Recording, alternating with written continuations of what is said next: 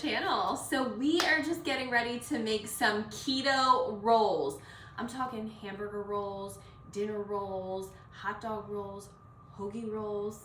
And we are gonna show you how we make these. 3 years ago, a woman named Diedre posted a video on YouTube on how to make this amazing keto bread. And we're taking it and we're going to morph it into making some rolls for sandwiches and for some hoagies, maybe some hamburgers. Honestly, this recipe is seriously genius because if you follow the keto diet or lifestyle, you know that there's not a bread out there that actually tastes like real bread, and it's really frustrating when you're really craving it. So this is the answer to all of our prayers, and we want to show you how we make it. It's super easy. We're going to be using a stand mixer, and then we'll show you how to cut the dough up and get it prepared and proofed to bake in the oven. Are you ready do you have glue on you from school? Yeah. Okay. All right, so let's get started. Are you ready? Yeah. Okay, so we have a medium-sized bowl here, and we are going to be adding in all of our dry ingredients. So we are going to be starting with 1/2 cup of oat fiber. Are you gonna help me? Okay, mommy's gonna dump it in. 1/2 cup of oat fiber. Now, oat fiber is just the fiber from oats. It is not oat flour, which is not keto friendly. This is the brands that we use. You can't really see it too well, but I get this from Amazon, and I'll be posting the links to this in the description below so that you can purchase that if you want to make this. All right, then we have 2/3 cup of golden flaxseed meal. 2/3 cup, and we use Bob's Red Mill. I have to make a hole. Well, no, you don't. Just stick it in there. Good job. No, it's like not. Okay, and then we'll put this over here. Then we have 1 1/4 cup of Vital Wheat gluten. And right here, we use Anthony's, but you can use any brand. It's fine.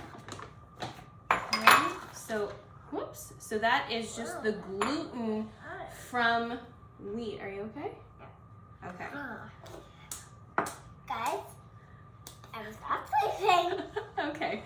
So we have 1 teaspoon of Himalayan pink salt. I'm gonna do it in the middle. Okay. And a little bit more, and I'll do it in the...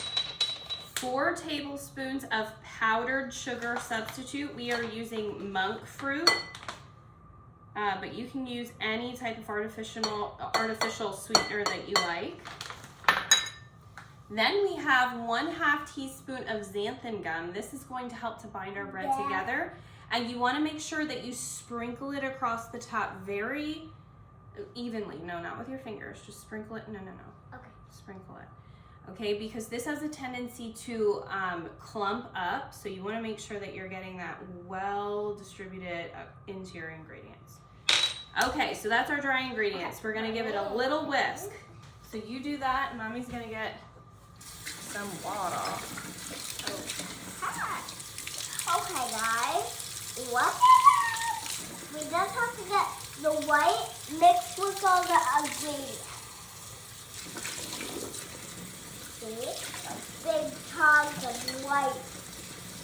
Don't want to waste all the ingredients, so I'm trying to not get them everywhere. But I'm doing pretty good. Oh, are you? Yeah, what? Very good job. Okay, so that's a really good job. So we are going to make sure that that sugar isn't clumping up on us. Okay, and we're going to set that aside. Okay, and then in our stand mixer, we have it. Just fit it with the regular mixing tool. We will be putting our dough hook on after we get our ingredients mixed together really well.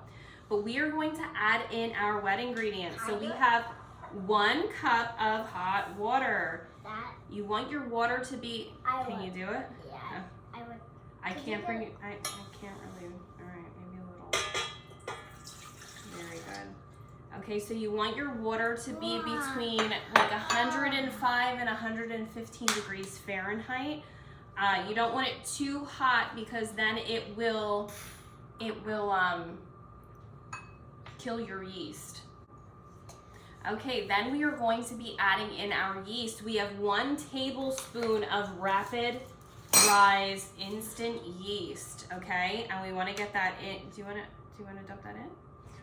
Okay, you're going to dump that into your hot water. Okay. Very good. It's like pebble, but... And then we also are going to be putting in 1 teaspoon of honey.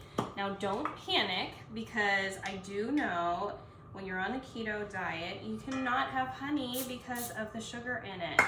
Yeah. But we are just using, Can I? oh, you want to squeeze it? We are just using honey to feed our yeast.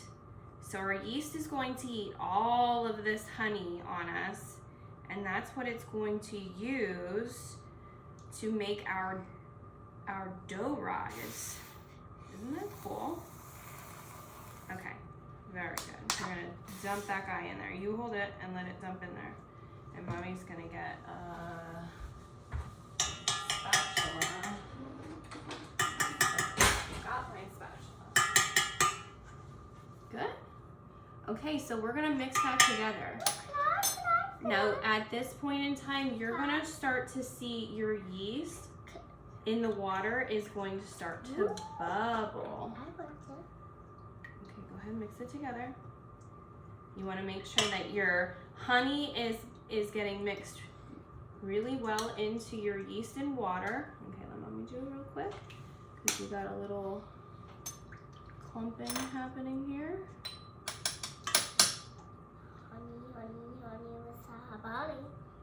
Okay, so that is starting to bubble. I know you can't see it from there, but it's starting to bubble and... Here's some more.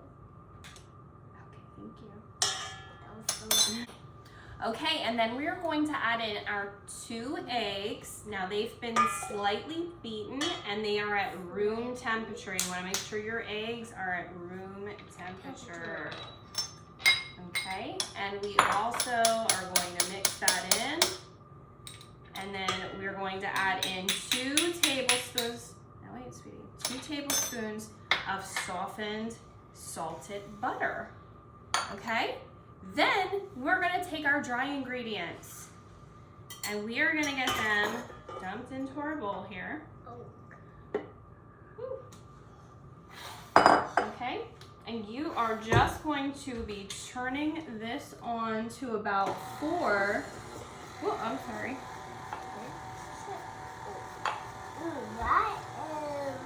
So you just turn this on to between 2 and 4. You just want to mix this with your multi-tool in here just until your ingredients are mixed together really well. No, wait, 1 second. Okay. So our ingredients are now mixed together nice and well. You want to make sure that you get all of your dough off of this mixer here. And then we're going to take this off and put our dough hook on. No. I just want it. Okay, and we stick that down in there. And then you're going to turn this to 4. You just want it halfway. And you are going to let your dough hook knead this for 7 minutes. So we'll be right back to show you what we do next. Okay guys, so our dough has now been kneading here for about 7 minutes. And as you can see, it's nice and stretchy. You want to make sure that we're stretching it out kind of long here so that we can get it evenly distributed. And you'll notice I have another recipe here. I did make 2 recipes so that I can show you how we cut these up and prepare them for hamburger and hot dog rolls. I'm also making dinner rolls and some hoagie rolls as well. So I'm going to show you how we go about doing all of that. So we are going to start with our hamburger rolls. So you just spread this out into a rectangular shape, almost like the shape of a loaf of bread. And for our hamburger rolls, we are going to cut this in half because I'm going to make half of this recipe in the hamburger rolls, and then the other half I'm going to make into the dinner rolls. So we're going to start with the hamburger rolls. And I have a large muffin pan here. That's what we're going to use to let our hamburger rolls proof, because it will help them to keep their shape in there. So after I cut this into halves, then I'm going to cut this into fourths.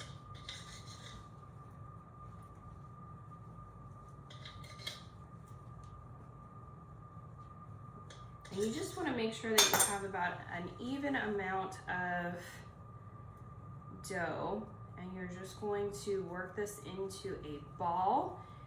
You're going to want your ball to be about the size of between a golf ball and a tennis ball for your hamburger rolls. And then you just drop that into the well of your muffin pan. So one recipe of this bread will make you about 8 to 9 hamburger rolls. And then if you're making dinner rolls, you're probably going to get about 16 to 20 of those, depending on the size that you make them. Okay, so we are going to just do 4 of these hamburger rolls, and the other ones we're going to put into dinner rolls. Okay, so this other half of dough here, we are going to cut in half. And then we're gonna cut each half in half.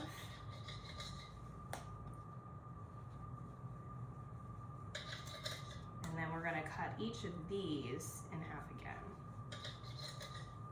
Okay, because you want about the half of the size of what you use for your hamburger roll. Now when your roll's proof, you're gonna wanna keep an eye on them, because once they get to the size that you want them, you're gonna want to take them out and get them ready to bake. Okay, so for these dinner rolls, I'm rolling these into like an oval shape. And you are going to want these to be about less than the size of a golf ball, because you will find out these do rise quite a bit. So it looks like a little tiny potato. Actually, I'm going to turn them this way.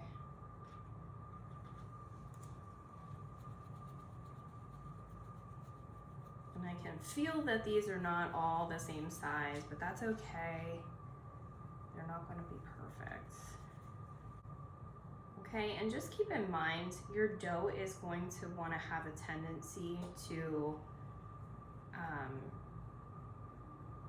proof and become round. So you want to do your best to try to maybe pinch the outsides to just try to keep them in that oblong shape. Unless, of course, you want dinner rolls that are round, which is totally fine as well.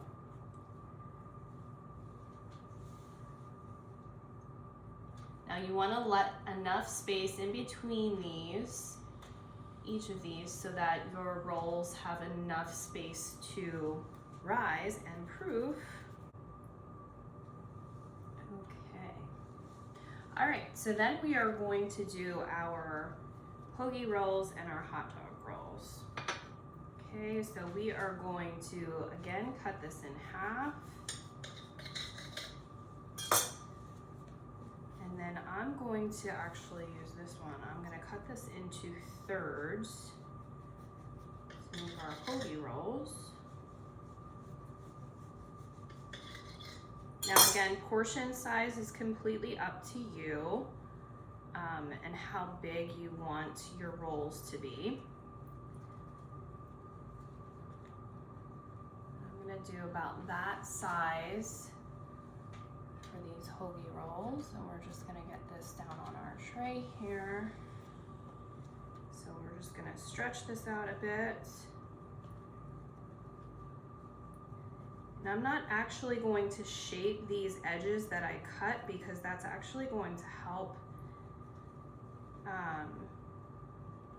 when these proof and bake, to keep the shape of your hoagie rolls.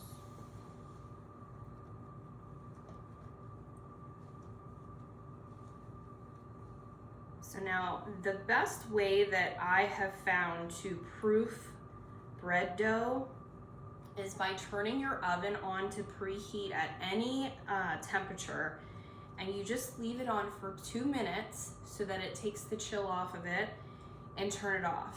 And then you turn on the light in your oven, and that will create a nice warm environment for your dough to proof.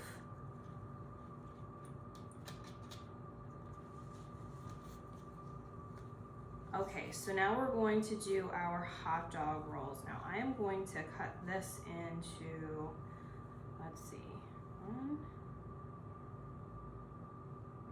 one, 2, 3, 4, 5. Okay, because these are going to be smaller, obviously, than our hoagie rolls.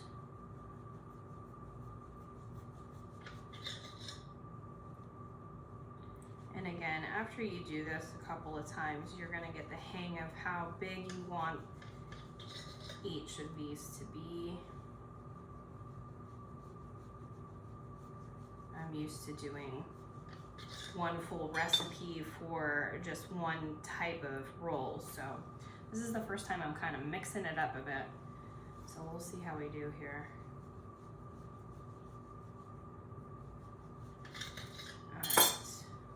So then again, with your hot dog rolls, we are just spreading these out so they sort of look like a little breadstick.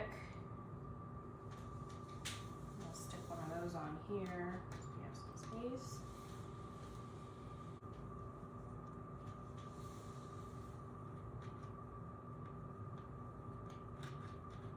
Okay. So then the final step before we get these in our oven to proof is you want to take a piece of plastic wrap. You know how fun plastic wrap is. It sticks to itself, it sticks to everything else. Okay, so you're just going to spread this out.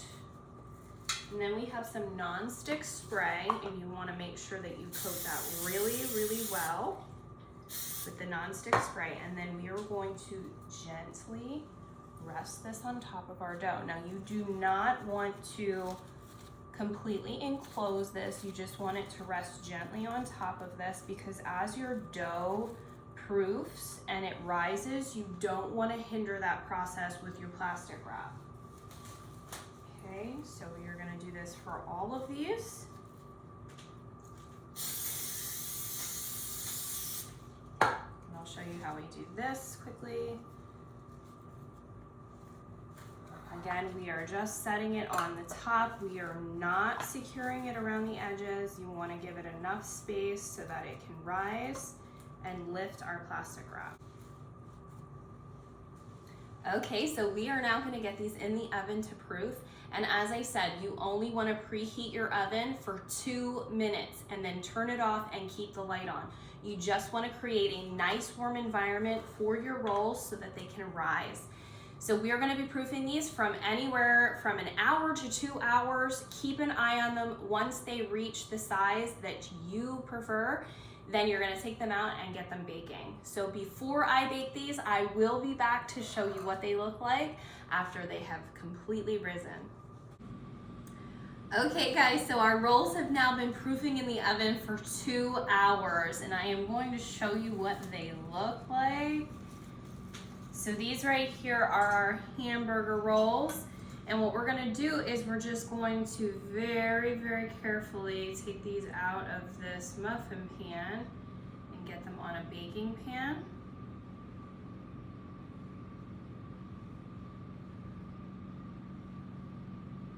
Now I have our oven preheating to 350 degrees.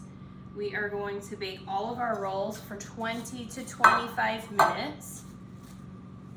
Okay, and these are our dinner rolls and some of our hot dog rolls here. And then right here we have our hoagie rolls and some other hot dog rolls. So as I said, I am going to get these in the oven. We're gonna bake them for 20 to 25 minutes. Just gonna make sure that these are sort of separated a little bit. And that's it, guys. So I will be posting pictures of what all of these look like fully baked. And if you like this video, please give us a thumbs up and make sure you subscribe below so you gain access to all of our future videos.